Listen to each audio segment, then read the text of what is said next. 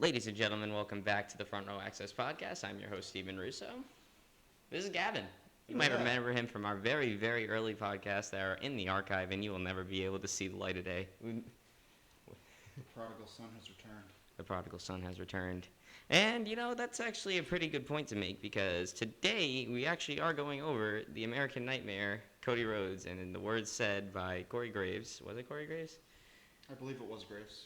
Graves said on American Nightmare's return on WrestleMania 38, April 1st, 2022. The Prodigal Son, the American Nightmare, Cody Rhodes. That's what this whole episode is going to be about today. And by the way, WWE is now into the gigantic and ever expanding content ladder of the Front Row Access Podcast. I've loved wrestling since I was a kid. This kid's been into it for how long now? Very baseline when Cody Rhodes, at the WrestleMania Cody Rhodes made his return at. Yep. And then I've been pretty heavy into it for the last few months. Yep, that's all thanks to me and my cousin Austin. So, yeah. So, we love the WWE, and we want to talk about it today. So, we're going to crack open these drinks here. He's got the Prime. I've got this disgusting Coke drink. I only have one Prime left. It's okay. I still love you. Anyway, Pepsi, I still love you. I don't have Mountain Dew. I apologize. It's more like I don't have Mountain Dew. I mean, it's not it's really true. your fault. We're not at your house, so. It's true. Anyway, so as you might have known, so Cody Rhodes is probably one of the biggest superstars in the WWE right now, if not the biggest next to Roman Reigns. He's a son of Dusty Rhodes. Some of y'all will know him as the American Dream. If you watched him as a kid, WCW Hall of Famer, WWE Hall of Famer. But the only championship that ever eluded him was the WWE title. So we're definitely gonna have to touch on that, but we're gonna try to stick it to just Cody Rhodes. So Cody Rhodes just released a documentary today, and we just watched it, and we just finished it up, and just want to go over it a little bit, Very good. It was extremely well. It was very well received by a lot of critics, it looked like. From the reviews, I saw like 4.5 stars, something like that. I didn't even look at the reviews. I just went into it completely blind. That's true. Sometimes that's the best way to do it, though. But yeah, it was a great documentary. It went over everything that Cody Rhodes did from the time that he was in junior high school all the way to him main eventing WrestleMania 39 and then, eventually losing the title to Roman Reigns. Not losing the title to Roman Reigns, but losing to Roman Reigns and Reigns retaining the title. Anyway, since then he's been kind of stuck in this feud with Brock Lesnar, and it's just Cody's been in a little bit of limbo lately since losing. But 100%. When you got Roman Reigns dealing with his cousins that main event super kickers. Some happy feet on them cousins. There's definitely a reason why in the draft they separated Cody and Roman. It's because they needed an excuse to be able to solely focus on the Bloodline story rather than focus on continuing Cody's story into Cody inevitably getting that title and finishing his story. He needed to have Brock as another roadblock in there while Roman has his difficulties within the Bloodline. Because for years, we've just been seeing Roman Reigns and Brock Lesnar main event every single freaking pay-per-view to the disdain of many freaking WWE fans. So, it's kind of glad that we're seeing this Bloodline implode and we see Brock Lesnar feuding with someone that isn't Roman Reigns or some other random... I'm not going to say it. I believe Brock and Roman individually, themselves, have main evented 3 WrestleManias and 3 SummerSlams. Which, absolutely crazy. They've been at the top of the game for a long time now. I mean, obviously, we've had Brock Lesnar shoved down our damn throats since about 2003. So, before I was even born. Maybe when this one was, infant. But regardless. So Cody Rhodes has not always been in the WWE. I should start with that. He had a run initially from the start, and he went over this in the documentary. He actually went to Hollywood to become an actor at first and then insert himself into the professional wrestling business, but obviously he hated Hollywood and ended up going with the dad's business. Well, the run as the actor was specifically to be able to gain the promo skills to be able to survive in the WWE, because it is a business where if you're a good wrestler, yeah, that's good enough, but not really though, because you won't survive unless you have good promo skills. You can only go so far with in-ring abilities. But before Cody even made it to the WWE, he was actually an outstanding amateur wrestler. A kid wrestled in junior high school, but even in school sports, he still was constantly in Dusty Rhodes' shadow.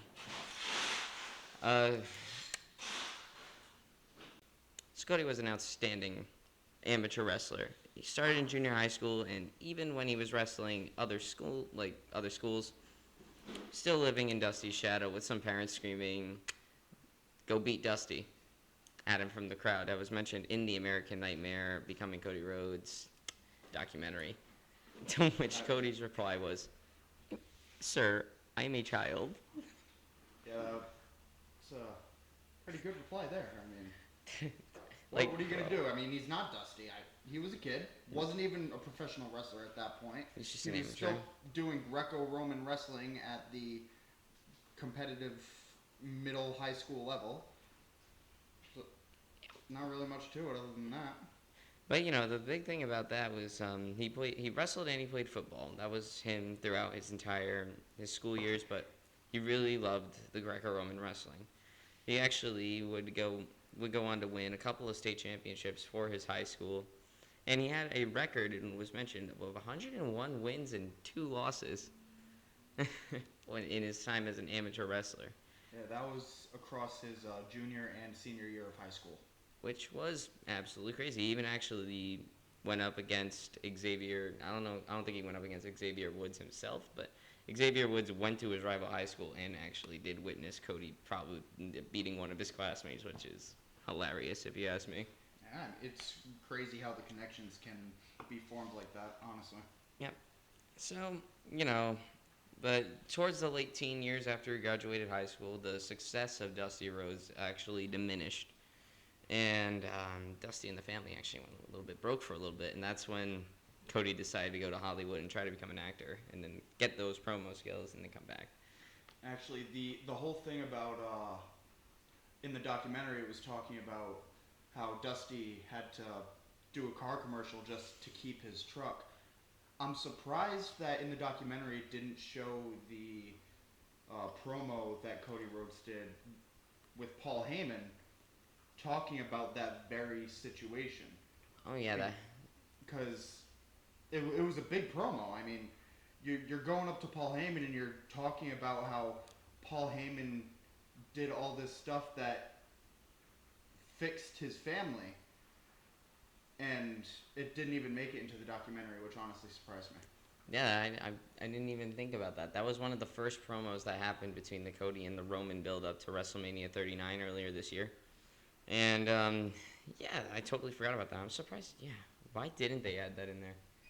It was a very big promo. I did not expect it to not make the cut. Maybe they just wanted to focus solely on Cody Rhodes and not even mention Paul Heyman, just the Rhodes family in general. But, who the hell knows? So, anyway, 18 years old, he moves out to Hollywood, hates it. And then, he did not like it, and he actually drove all the way back home to Atlanta, Georgia, and then to tell his dad, look, man, I can't be an actor. I just want to go right into the wrestling business. So safe to say, Cody's acting career brutally failed.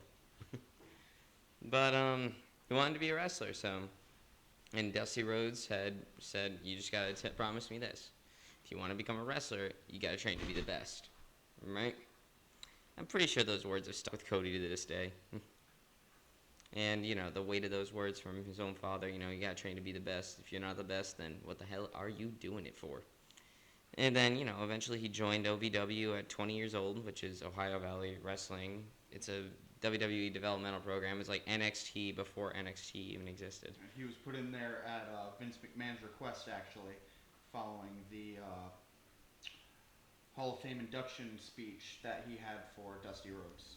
Yep, and apparently Cody's public speaking skills and how natural he was with talking to an audience really perked Vince McMahon's ear. And he's like, I got to get this kid into developmental, and this kid's going to be a star, right? And then, he goes into OVW, and he said he loved it when he was in OVW. He said it was his college. It's Cody's college. It was OVW. And he made his debut on Monday Night Raw in 2008. And he had less than 50 matches in developmental, which just goes to show how quickly they wanted to just skyrocket this kid. And his first match on Monday Night Raw was against, of all people, Randy fucking Orton. Randy Orton was his first match on Raw. Now, Randy Orton had already established himself as a superstar by 2008. He came onto the scene in 2002 from that very same developmental company, OVW. And now he's wrestling, former heavyweight champion, former Intercontinental champion, and here's this fresh-faced 20-year-old kid, and he wrestling against Randy Orton. Probably one of the biggest stars in the company at that time. Those two actually, they did have a really interesting chemistry. You always hear that Cody considers Randy to be a mentor, but also you really get down to it. There was, I don't know where it was, but there was an interview that Cody had where he talked about an somewhat early experience with Randy in South Africa, where Randy ripped the fucking urinal out of the wall. I remember watching that interview. He just goes, hey Cody, watch this. It rips the fucking urinal out of the wall. And then they're just trying to figure out who it was, and Randy goes up and goes, I want to know who fucking did it. As the guy who actually did it. And Cody's just sitting there watching like, this guy's fucking crazy. I don't know what it takes to, be a wrestler. I think was his exact words in that interview. Like, I don't know if I have what it takes. Dude just straight ripped a urinal out. It's like he's watching his mentor straight up rip a urinal out of the fucking wall. And it's like... That's hilarious. But anyway, in that debut match against Randy Orton, he performed well. He looked good, but he lost, obviously. They're not going to make Randy Orton lose to this new kid that just came onto the scene. But Cody looked good, and it showed that he was filled with a lot of potential. And a year later, he would go on to form Legacy with... Randy Orton would go on to form Legacy with Ted DiBiase and Cody Rhodes. So as I was saying, 2009, Randy Orton formed a faction known as Legacy with the likes of Ted DiBiase Jr. and Cody Rhodes. And now their big shtick was they're trying to fulfill the legacy of their father, since Randy Orton was a third-generation superstar of the business. Cody's the second, Ted DiBiase the second, Because obviously Cody Rhodes' father's Dusty Rhodes. Then we have Ted DiBiase Jr., which is Ted DiBiase's son, the $1 Million Man. Everybody has a price. We all know him. We all love him. One of the best heels out of that era. But they all formed a group, and they were bad guys. Unlike, well, maybe not for Ted DiBiase Jr., that Ted DiBiase was always a bad guy, but for Cowboy Bob Orton and Dusty Rhodes, seeing Cody Rhodes, which is Dusty's son, be a bad guy was a little bit different, but it definitely made noise as to where Cody's brain was. He doesn't want to be like, hey, look, that's Cody Rhodes. He's Dusty's boy. Yeah. Nah, he wants to be Cody Rhodes. It was probably the first breath of fresh air that Cody's character had gotten since coming to the WWE. Exactly. And it was, he played a bad guy, and he did very well at it. And then eventually, Legacy broke up. They had that big match at WrestleMania 26. Randy Orton won the triple threat. Ted DiBiase Jr. and Cody Rhodes were a tag team for a little while. Randy Orton went off and got a bigger singles push, back, reignited the feud with John Cena, and, went on from there. Eventually, Cody and Ted DiBiase dwindled, and then Cody became a brand new character because, well, let's just say being Cody Rhodes and a bad guy in Legacy is kind of, doesn't really give you, obviously, if you're placed in the shadow of the champion, Randy Orton, right? Nobody's going to really look at you as that top guy, right? So, sure, Legacy Rhodes was great, and it was a breath of fresh air, but it wasn't exactly what Cody had in mind, because he's still in somebody's shadow.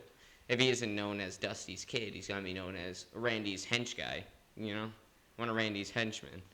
And, he's still struggling to find that kind of, that motivation.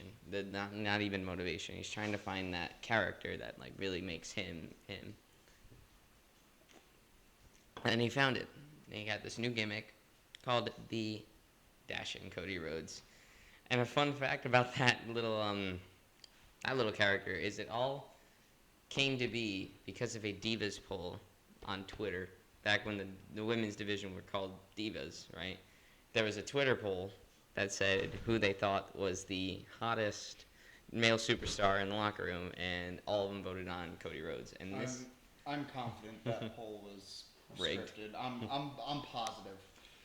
but the fact that they made a whole character out of a Twitter poll is kind of funny. Because he needed a new character, so I'm positive it was scripted, so they had an excuse to give him the Dashing Cody Rhodes character. And then he became Dashing, and then he would like have little segments on Raw where he would like give like men's grooming tips, and how they too can become Dashing.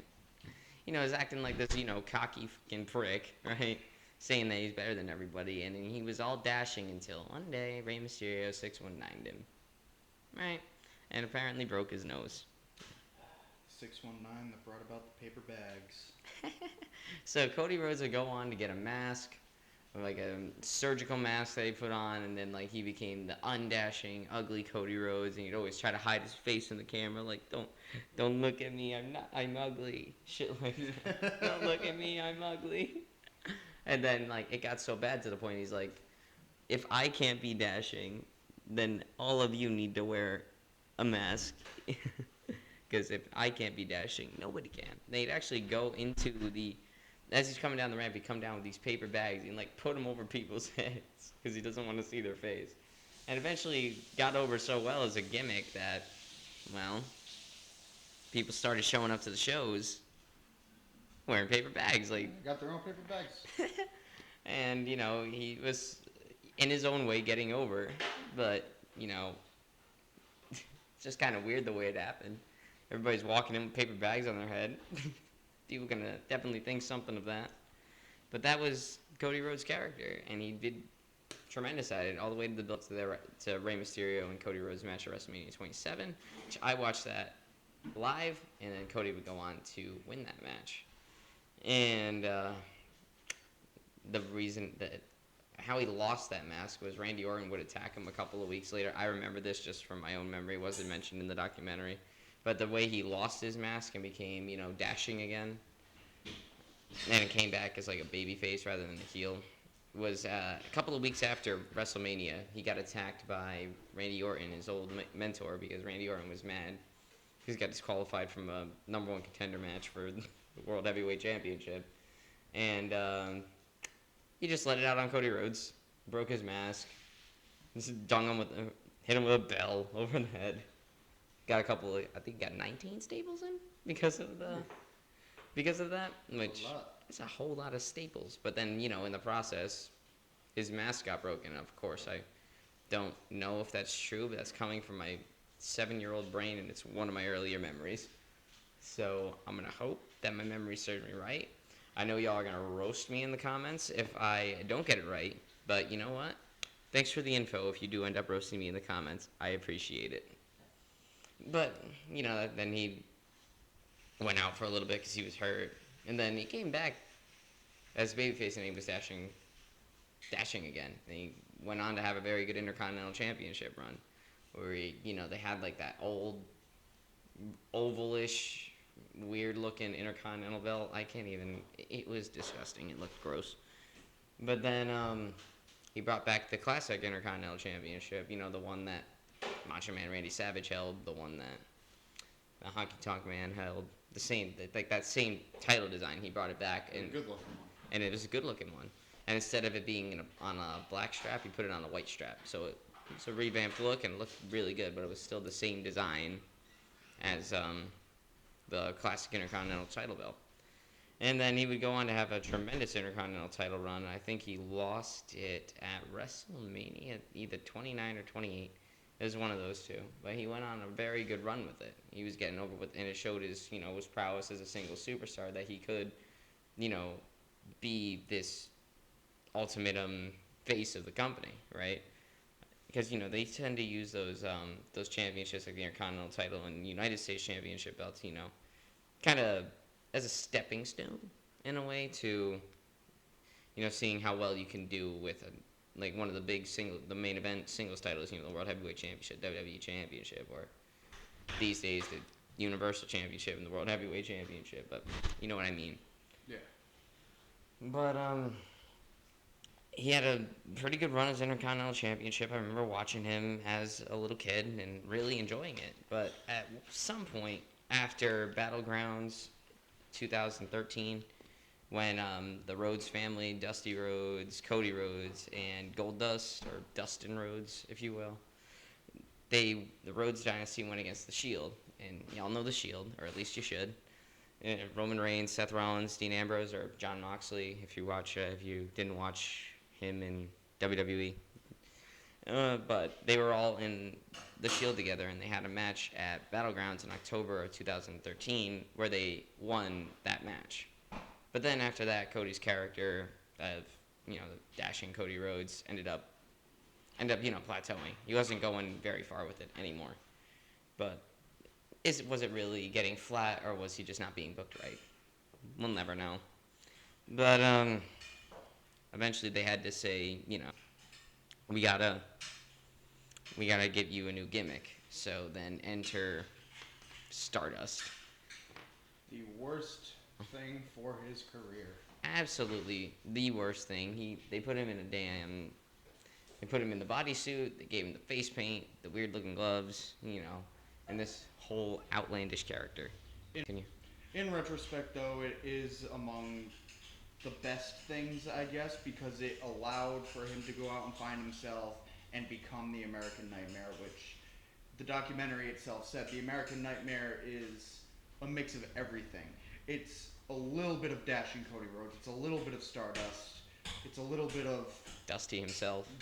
Dusty himself. It's everything culminated together into the perfect wrestler. Yep. So after his release in 2016, it was clear that Cody wanted to bet on himself. They were willing to keep him, as a jobber, booking him wrong and giving him a ton of money for just blowing matches. But he turned pretty much becoming, as much as I hate to say it, the Dolph Ziggler of 2016, where poor Ziggler hasn't won a match and just keeps getting fed to these people in absolute squash matches, and it makes me very sad because when I was growing up, he was a freaking champion. That was Steven's childhood trauma coming out. Oh, man. But, case in point, Cody wasn't going anywhere with Stardust. I mean, sure, he owned it, sure, he had fun with it, and sure, people got onto it, but it was not what he wanted. He wanted to be that main event star. He wanted to be Cody Rhodes, right?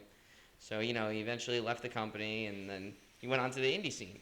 Freaking exploded on the indie scene. And also, before he went to the indie scene, towards the twilight of his time at his first run in WWE, Dusty became a very big person, very prominent figure in the WWE development. He helped create NXT. He helped make the superstars that we know and love today: Seth Rollins, Roman Reigns, just to name a few. All considered Dusty's kids, but they weren't actually Dusty's kid, and that actually made. It's Sami Zayn. He's another one. KO. And, they all consider themselves to be, Dusty's kids. But, of course, Cody got a little, you're not Dusty's kids. I'm Dusty's kid. Why is my dad training up all this new wave of superstars and not giving me a piece of the pie? I'm stuck here as Stardust, right? So, his resentment grew more and more, and then he eventually left. He said, you know what? F this. Screw you, WWE. I don't want this. I don't like this anymore.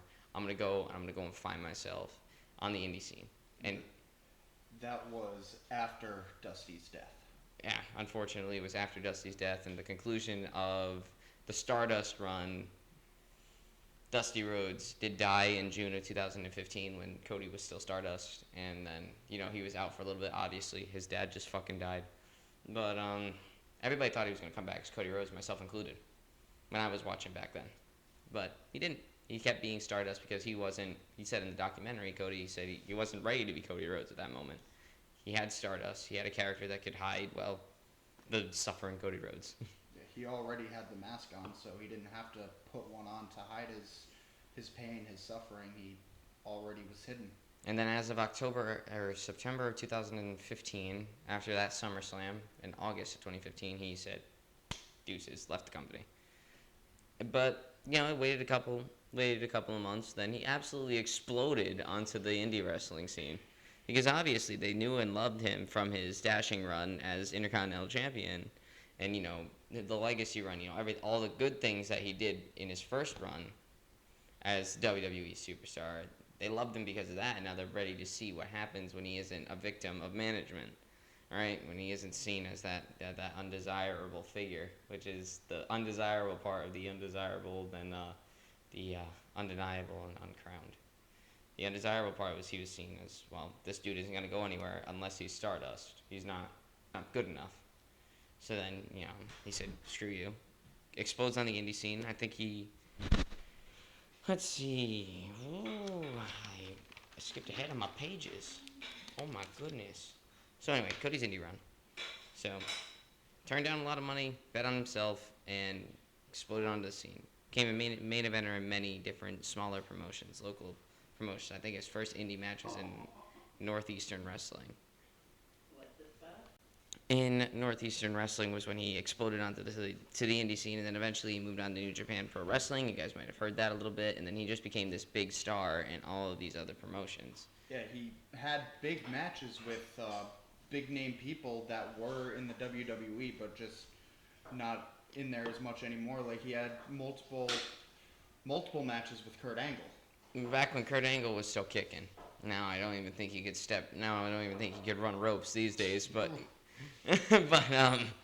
back then, like we're talking like 2016, 17, maybe he was still able to do smaller matches, and he actually got to wrestle with Cody Rhodes in those independent promotions in Japan and Northeastern, to name a few. Now he just became this big indie star.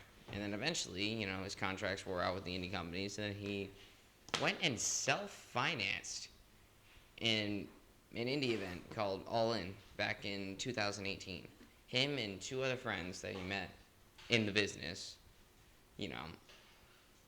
Probably the best decision he's ever made. They wanted to self-finance a wrestling event. So he hits up the venue, just by himself, no corporation, no agency needed. He just said, "Yeah, can I use your place for a wrestling show?" And then they booked the venue. Then they found out how to get donations for it and how people would buy tickets for it, and got the billboards. And eventually, his goal was to get 10,000 people in on the event, right? My dude went and got 11,000 fans to show up in half an hour. Just because that's how big of an impact that Cody had on the business. Since he had gone out and done everything that he did, he became this big star in the indie scene. He really started forming this character of the American Nightmare. Then he found Kingdom. The song that every WWE fan rocks out to these days. He found Kingdom. He found his character. He found his shtick, and then he just built it up over the course of his indie run. And then he was so over with the fans. Everybody loved Cody Rhodes. Cody Rhodes was the buzz. He was the biggest indie star to ever indie star since, fucking AJ Styles type of deal. Of course. We can't deny AJ Styles as a great indie star, but Cody Rhodes basically let everybody get on to the indie scene. He was the one. He was the draw. He was the one that came in. Nowadays, you have Matt Cardona. Mm-hmm. Formerly known as Zack Ryder. Dude, he was so over back in 2011. I don't understand why they never gave him a bigger push than they gave him. Because he got himself over. No, legit. He got buried for doing his job correctly. They always tell you, go out there and develop your talent yourself. And then the minute you do it, see this plenty of times out of WWE management. We saw that with Damian Sandow. We saw it with Matt Cardona or Zack Ryder, as I remember him, because I remember him as Zack Ryder, the head broski, the freaking Twitter star.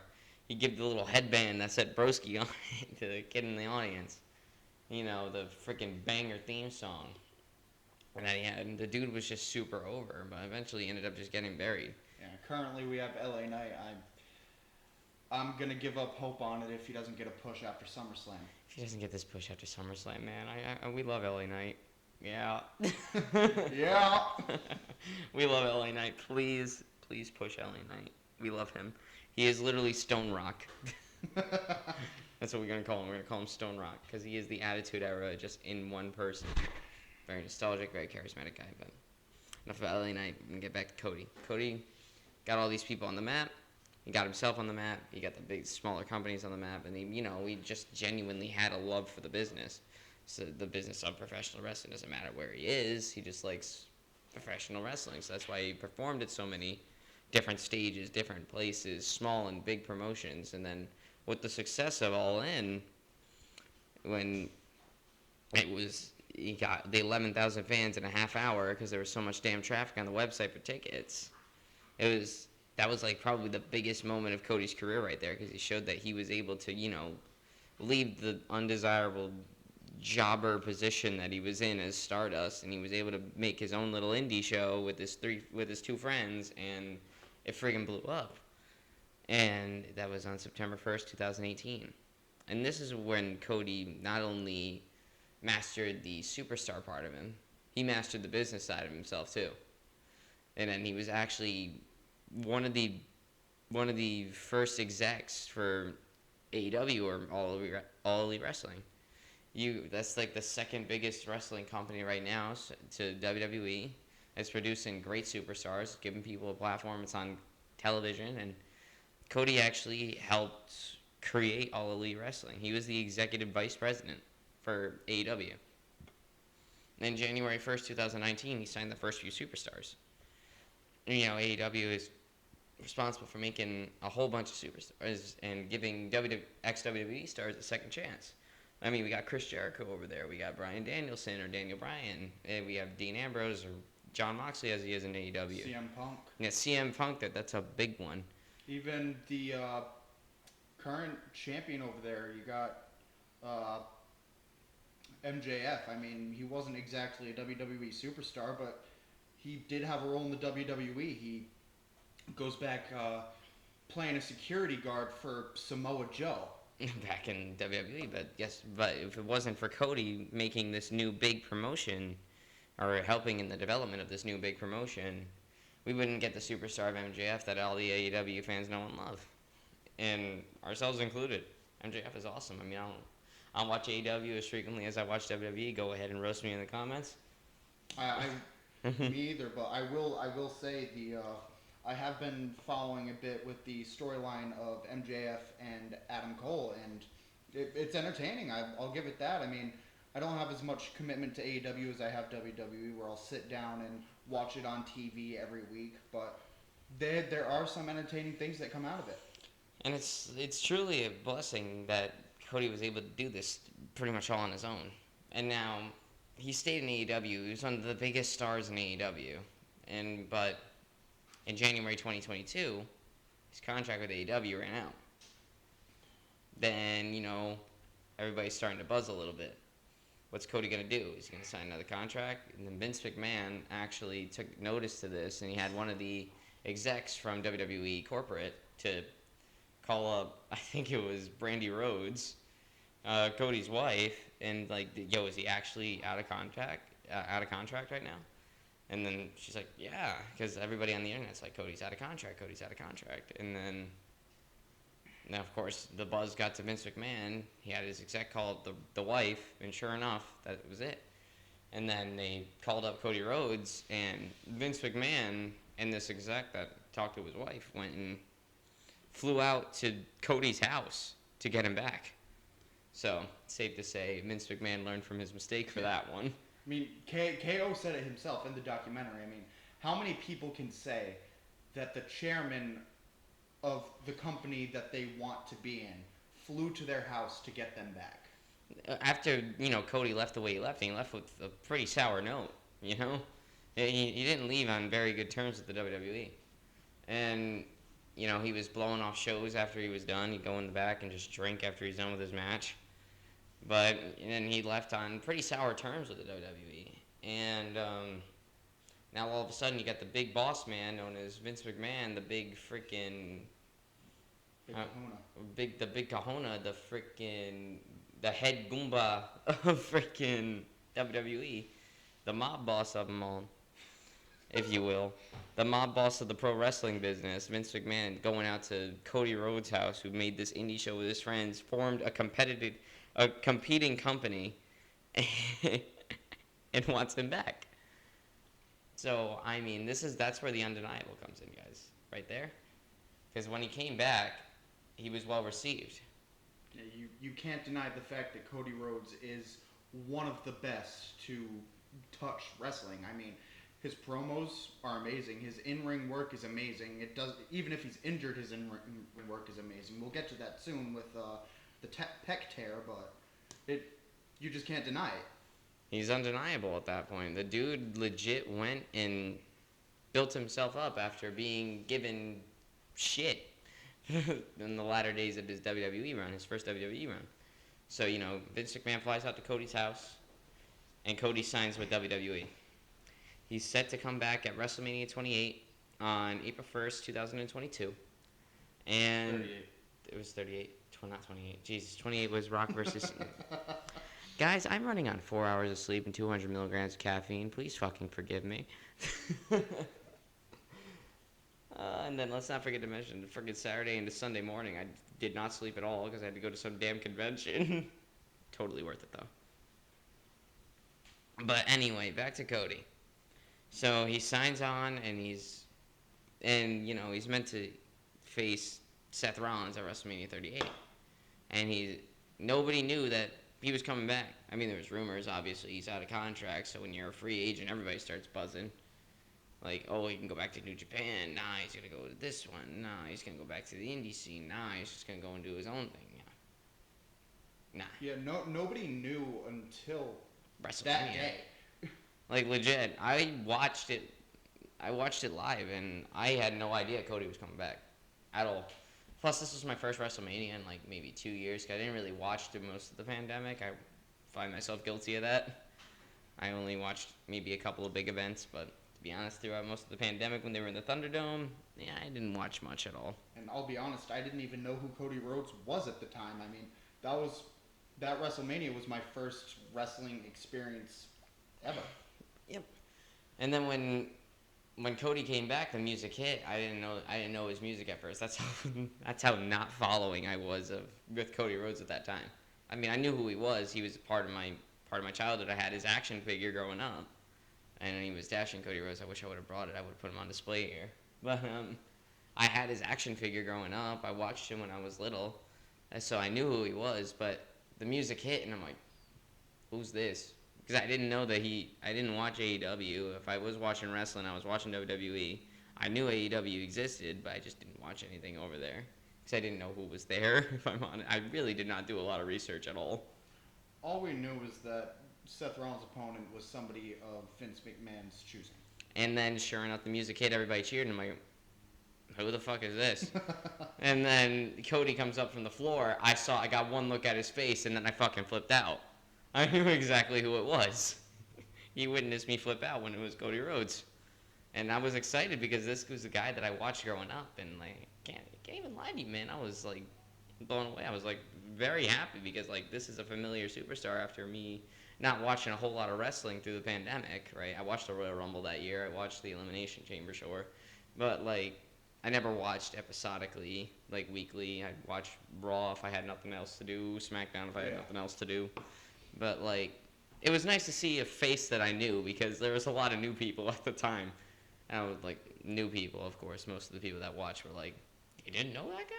I'm like, no, I didn't fucking know that guy. I was a casual, Mel. Fucking casual. Exactly. You know, the insult that us UFC fans love to use on people that we don't agree with their UFC opinions about. We call them a casual. Like me, I call McGregor fans casuals. Sorry, McGregor fans.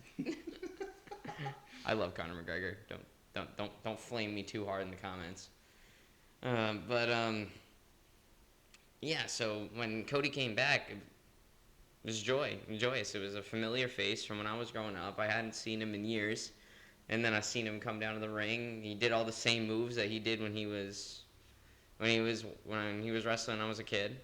And let's just say it was a great time watching Cody Rhodes win. And then just from there, John Cena and Randy Orton tend to go head to head when it comes to my favorite WWE superstar, because those were the guys when I was growing up.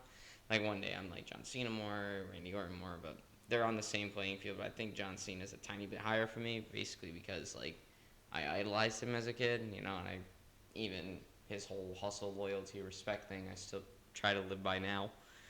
And he was a role model growing up. He was he's the Hulk Hogan of our time. So I think John Cena's just a little bit up there, but like Randy Orton and John Cena like equal playing fields for me. But now after I watched Cody come back and I saw that he still had it and that he was still Cody Rhodes. Now Cody Rhodes is my favorite active WWE superstar right now. I mean, I have 2 of his shirts. I always turn the volume up a little bit more when he's coming down to the ring, not just for Kingdom, but yes, I do it for Kingdom too. But just because he's a big draw for me, and I love Cody, and I think he's the one that should dethrone the tribal chief Roman Reigns as of right now. I think he's the only one that can do it. If not Jay, then Cody. I say if it's Cody, no one else. So. Well, I think Cody should be the one to dethrone the tribal chief. Mm-hmm. But if Jay takes the mantle of tribal chief with the championship, then Cody would still be dethroning the tribal chief. That's true, but it wasn't Roman Reigns. I want Cody to conquer Roman. And if it isn't Cody, anybody else. Nobody else. So, that's just how I am. That's a little bit of a tease for our SummerSlam episode. You're going to be seeing that later on. We're going to be filming that later on in the week. Have no idea when it's going to be posted, but hopefully. Figure record it Friday night, post it somewhat early on Saturday. It's Monday. Yeah, I can probably do that. I mean, you're going to be over, right? So Yeah. Perfect. Oh, yeah, you're going to see this one again. Whenever it's a wrestling episode, more than likely you will be seeing Gavin on the podcast. But, yeah, that's... When Cody comes back, then he solidified himself as, like, my favorite active superstar at that moment. He beat Seth Rollins twice. Now, see, Cody Rhodes was such a draw for me. I went to my first WWE live event in years when I went to Backlash in May of 2022, because that's going to give away my geological location. But, I'm still pissed off about that. You can make it. I couldn't afford it. Couldn't afford it at that time. No money. But I was coming off a college semester. I mean, obviously I was going to be broke. Broke as shit. Young, dumb, and broke college kids. Let's fucking go. Anyway. Pain. Pain. But, this is going to be my source of income one day. Watch. Anyway. So, it was because of Cody Rhodes that I started really following wrestling again. He was somebody familiar, but also fresh at the same time, because I was used to seeing Dashing Cody Rhodes, which Dashing Cody Rhodes is great, but I've never seen this version of Cody Rhodes before because I don't follow the indies. I didn't follow AEW at that time. So now that I see this new character of the American Nightmare, I'm intrigued by it. I want to see what he does next. And it's because of that I started watching episodically again, weekly. I watched every Monday, every Friday if I could. But then again, I was balancing a job at that time. That was a very unpredictable schedule, and I missed a lot of shit. But I still tried to keep up with it, like Twitter, Instagram, shit like that. But he was a draw for me, and he actually got me back into the door of these WWE live events, because I hadn't been to one since, oh goodness, before Backlash 2022. When was the last WWE live event I went to? I think it was January of 2015? Yeah, it had been a while. Universal Championship wasn't even a thing yet. Nope. But I was there for the when Daniel Bryan turned on the Wyatt family, and the Yes movement got revamped when he got on top of the cage going, yes, yes. You've seen the clip, I'm sure. I was there for that. And that was the last WWE live event I had been to before Backlash 2022. And then it was Cody Rhodes that got me into it again. And then, of course, after Backlash, I saw him beat Seth, and then on to their Hell in a Cell match, was headlining that pay-per-view, and Cody's pec went pop. Right off the damn bone. 3 days before the PLE. Yep. Right off the bone. His little peck went pop, as Roman said. And I remember I had no idea. But, like, as he's walking down to the ring, he takes his coat off. This nasty fucking bruise on his pectoral. And I'm like, okay, there is no way that I'm like, because obviously I'm like, Jesus, there's no way that's fake. That is a real fucking injury. You can't. You need some top tier Hollywood special effects artist to make that look real. I'm like, dude, that's a real injury. Cody's actually hurt. Why is he going out there with a torn pectoral muscle and wrestling in a Hell in a Cell match of all types? Of all match types, Hell in a Cell. I mean, simple enough. I mean, the doctor straight up said it can't possibly get any worse. So, I mean, as long as you can bear the pain for that one night, it's 3 days out and you're headlining this event. As long as you can bear the pain through the match, you'll be fine. Well, as fine gets for somebody who had already torn their pec. And then, when Seth Rollins found out, he's like, are you fucking kidding me? He said that in the documentary. He literally, are you fucking kidding me? Like, yeah, so, Cody tore his pec. Are you fucking kidding me? Seth's immediate reaction. I can only picture how that fucking phone call went down. That was amazing. But, but it sucked because, like, as soon as we saw that injury, we're like, oh, God, like, that's a real injury. That shit needs to get fixed. And it stopped Cody's momentum just dead in his tracks. Dead in his tracks. Like, he's going. Like, just like that. Roadblock. And then, of course, he goes on. He finishes the match. Nearly throws up after Cody Cutter, as he mentions. Yeah, he said the match almost stopped at that spot. Match almost stopped at that spot. And then we were like, what? Okay, then. And then, he just kept going, man. For whatever fucking reason, he just kept going. But just shows his love for the business, not only just the WWE in general, but just his love for the fans, his love for the business, giving people what they paid for, which he's probably the greatest humanitarian ever if he's going to fight through a torn pectoral like that, bro. I wouldn't have done that shit. I'd have been like, yeah, Doc said I can't wrestle, so I don't think I'm going to wrestle. But then again, I say that now, but what happens when I'm actually in Cody's position? Yeah, I mean, you get put in that position, you're at the highest point you've ever been. In years. 3 days out from a premium live event, you're headlining the premium live event. Not only do you put yourself in a horrible position by not wrestling anyway when you have been explicitly told it can't get any worse, you're putting the company in a position to where they have to scramble to find a new match. And Seth wasn't... 3 days before, I mean, it would just be a random-ass match. Either they pull up a match that's already happening and put it as the headline, and then find a match with no build-up to throw in anywhere else in the card, or they just find a match with no build-up to throw at the headline of the card. It doesn't make sense. It makes no sense. You can't possibly do it. And Seth wasn't feuding with anybody else at that time. He was just in a feud with Cody. So, I mean, obviously he lost to Roman at that Royal Rumble, so obviously his run at the title was shot down pretty damn quickly. And then, he wasn't with anybody else at that time. He was just with Cody Rhodes. So if you call out Cody Rhodes and you throw in some fucking random ass motherfucker, the live event's gonna go down the tank. The sales gonna go down. Viewership is gonna go down. Just when it was starting to go up here, WrestleMania 38 was one of the highest grossing WrestleManias in recent history. In a while, like for the first time in a while, that was a very big WrestleMania. People tuned. That was the WrestleMania that got a lot of people back into it. It was the WrestleMania that got me back into it. It's WrestleMania that got me into it for the first time. Exactly. So it just goes to show how big WrestleMania 38 was. I mean, granted, the main event between Roman and Brock was lackluster at best. That's only because of the injury, though. That's true. Shoulder dislocation. If that injury didn't happen, it probably would have been an even better match. Probably would have been a 4.5, 5-star match if that dislocation didn't happen. Okay, if they had their SummerSlam, it would have been their SummerSlam 2022 match at WrestleMania. Yeah. If that didn't happen.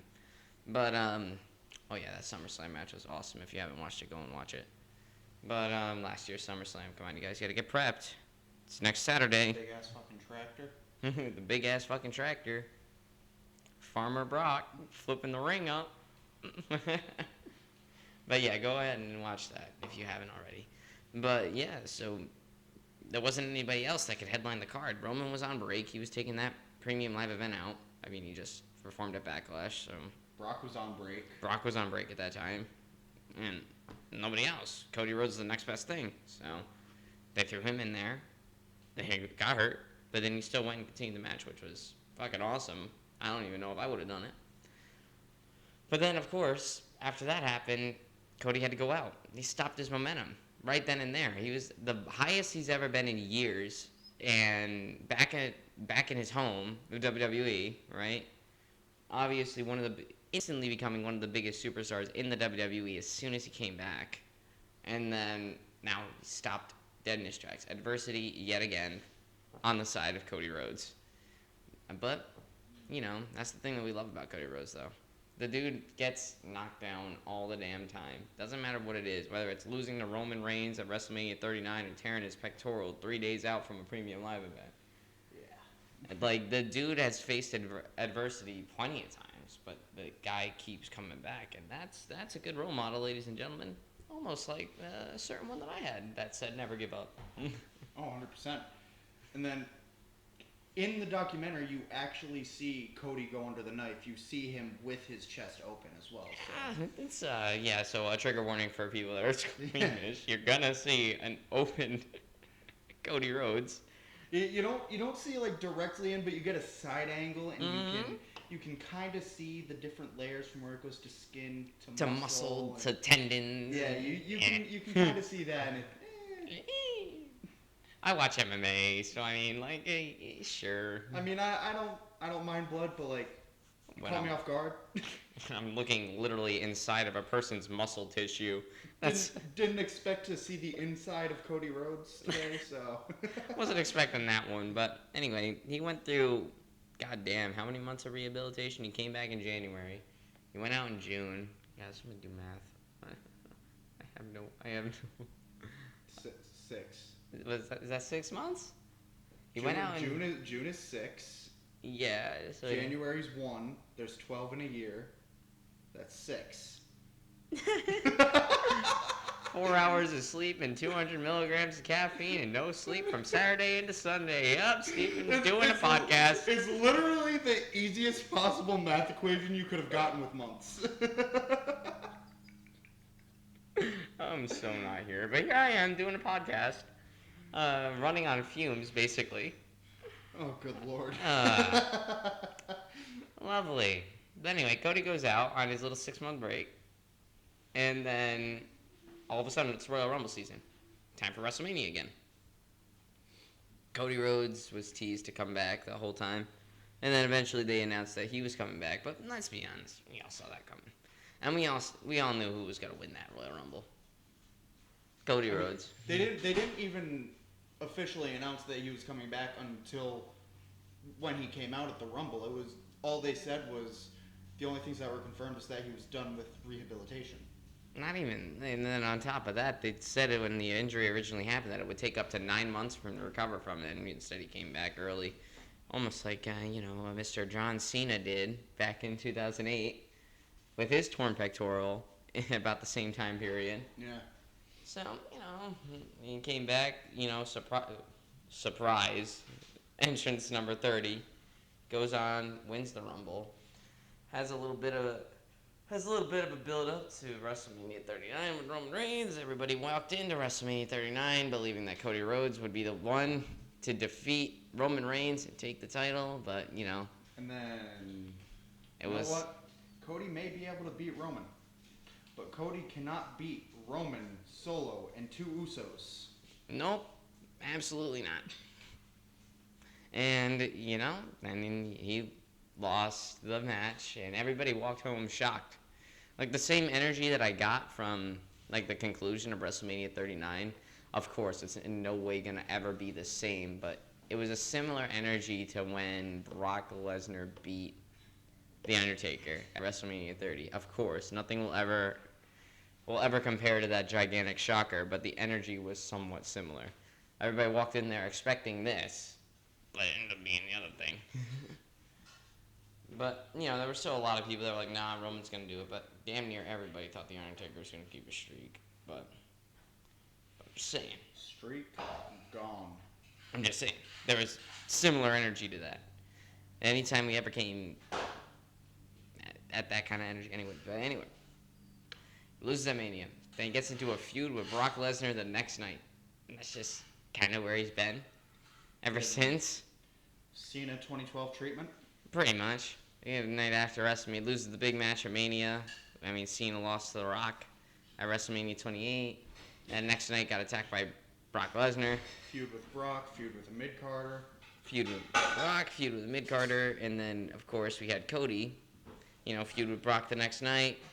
Wrestle with him at Backlash. Beat him at Backlash. Then goes to Night of Champions. And he loses to Brock Lesnar. Which, that's the different part, though. Cena only had one match with Brock.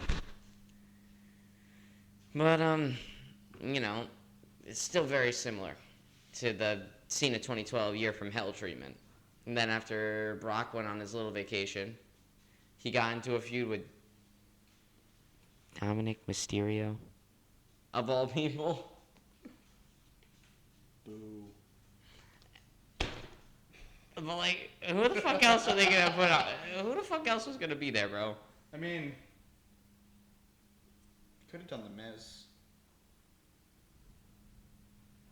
The Miz has been doing nothing but losing anyway, so. And his only win was due to an interference from Big Bronson Reed.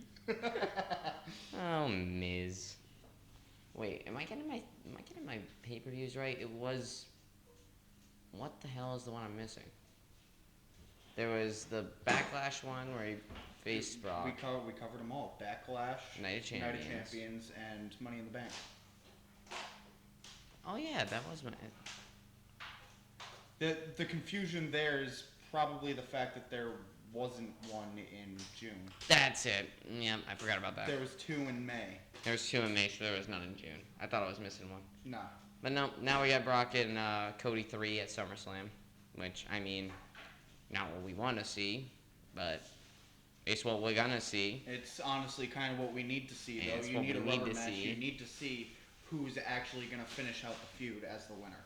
And, if you're going to ask an early prediction, Cody kind of has to win this one. Yeah, well, we'll probably get more in depth with it on the next episode. The next one, but Cody has to. Yeah. But anyway, that's pretty much Cody Rhodes up to date. And we did it in under an hour. Wow. What else you got in there? What else do I got in there? I got nothing else in here, homie. Let's see. I got Cody's indie run. I got the self-financed event. We went over that. I meant on the first page. On the first page. Cody notes. I'm a child, sir. We went over that. That first page. Oh, that first page. We pretty much went over all of this. We already gave you what our next episode is going to be. We can. Did WWE post the Raw schedule yet? Oh, right. Because Raw's going to start. They may have posted the Raw schedule. We could talk about that. And, Oh, yep, right here. So, tonight looks like a face-to-face with Cody and Brock. And we all know that's going to go south. Yeah. Either... Alright, so Brock came out on top on the last one. Cody came out on top in the first one when Brock came back. This one, unless there's some ungodly amount of security to keep them from attacking each other, I feel like Cody might come out on top of this, because if he comes out on top of this, it gives him the edge for SummerSlam. Or they could make Cody get beat even more to make it look like he's going to lose to Lesnar and then beat him at SummerSlam. Could do that as well. All right. What else? We have Sami Zayn and Damian Priest versus Seth Rollins and Sami Zayn. What the fuck? Well, they wrote KO off, so they did write KO off. So it's not gonna. So it's gonna be Priest and Dom. Yep. Against Sethi and Sammy after Kevin Owens got written off last week. Got Brutal Attack. Who got him? Finn Balor is almost certainly going to interfere with this match. Oh, 100% he's going to. and might actually cause the good guys a win on this one. Oh, 100%. Alrighty. We got Logan Paul. Logan Paul looks like a solo promo. Ricochet may show up during that. Nah, I think that's when they're gonna. Did Logan already? Yeah, he already accepted the SummerSlam match. He did that last week. So yeah, it's probably just gonna be a solo promo, and he might actually come on top of this one because Ricochet's been getting the better of him lately. Yeah, so Ricochet may show up and Logan might finally succeed with his lucky punch. Which is gonna be an awesome match, though. You cannot tell me that Logan and Ricochet isn't gonna be absolute eye candy to watch. That's honestly, I don't. It's not possible to be match of the night for SummerSlam because you have Tribal Combat, you have Seth and Finn, you have Cody and Brock. With those three headliners, it's not possible to be match of the night, but it will be a match to watch. It's one you don't want to miss, so make sure you watch SummerSlam. And then lastly, we have, yet again, in case nobody's gotten tired of it by now, Alpha Academy versus the Viking Raiders. It looks like Maxine Dupree and Valhalla are the ones at the top. Oh, it could be that. It might be just a singles match between Valhalla and Maxine Dupree. You know, I'm just seeing the six of them, and I'm automatically lumping them together. So, because you already know, I mean, even if it is just a singles match, there will end up having Chad and Otis fighting Eric and Ivar ringside at least. So it should be entertaining. I love the Alpha Academy, so I mean, whenever they're on Alpha TV, Academy's great. Whenever I see them on TV, I just get happy because they're like the modern day equivalent to Kurt Angle, and Kurt Angle is one of my favorite wrestlers ever. So. And then that's all that that's all that's been confirmed for tonight. So it's honestly gonna be a very surprising Raw. Can we think of any surprises that may or may not end up happening? I'm just gonna throw this one out there. Not like it's gonna actually happen, but Randy Orton. Mm-hmm. That'll be something to talk about on Friday because I definitely think there's a possibility. I can almost 100% guarantee there will be something between Gunther and McIntyre tonight. That will definitely probably get something going on there. Think Imperium? Any members of Imperium are gonna have any matches tonight? Maybe we get another tag team. Either a tag team with McIntyre and Riddle between Imperium, or just Riddle against a member of Imperium. Could be that. Well, other than that, I can't really think of anything that could pop up as a surprise. Me neither. Got a 3-hour block and only 4 things confirmed for the night. So it's gonna be a very surprising Raw. So we're gonna expect the unexpected at all times tonight. Yeah. Anyway, so with that being said, that's the Cody Rhodes special, guys. We love him a lot. Let me know in the comments on YouTube and in the poll on Spotify. Because if you're watching this on YouTube, you'll see our pretty faces. But if you're only listening to us, at least there's going to be a poll. Pretty. But, I got a little bit too much hair on my face to be called pretty. Pretty. Shut up and take my compliment, Gavin. I'm ugly and you know it. God damn it. Anyway, guys, that's the Cody Rhodes special. Remember to tune in next time for our SummerSlam episode and get into Monday Night Raw tonight, 8 Eastern. And stay tuned for the SummerSlam episode because that one's going to be absolutely banging. So thank you guys so much for listening or watching the Front Row Access podcast. And later.